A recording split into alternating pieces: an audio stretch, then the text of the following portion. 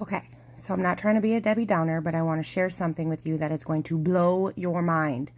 Leviticus chapter 23, the Passover and unleavened bread. Now, last Friday was the Passover. April 11th on the Gregorian calendar, the 14th of Nisan on the Hebrew calendar, okay? These are the Lord's appointed feasts. The sacred assemblies you are to proclaim at their appointed times. The Lord's Passover begins at twilight on the 14th day of the first month being Nisan. On the 15th day of that month, the Lord's Feast of Unleavened Bread begins. For 7 days you must eat bread made without yeast. On the first day, hold a sacred assembly and do no regular work. For 7 days, present an offering made to the Lord by fire, and on the 7th day, hold a sacred assembly and do no regular work. Hence, Holy Week. Okay? But Passover was actually last Friday. So keep that note in your back pocket, because we're going to skip to John that we just finished a week ago. John 18:28.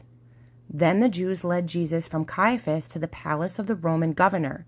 By now it was early morning, and to avoid ceremonial uncleanness, the Jews did not enter the palace. They wanted to be able to eat the Passover.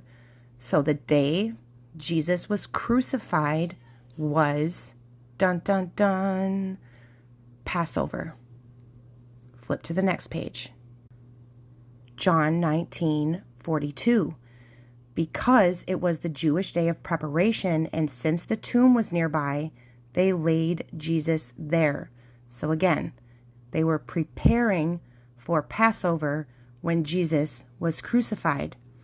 Early on the first day of the week, while it was still dark, Mary Magdalene went to the tomb and saw that the stone had been removed from the entrance.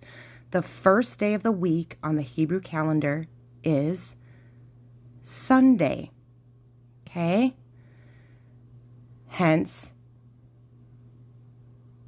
Palm Sunday, but wrong Sunday. That was last week. This week, we are celebrating the Feast of Unleavened Bread. So, again, not to be a Debbie Downer, but just to clear a few things up, Jesus was actually crucified on Passover, the 14th of Nisan.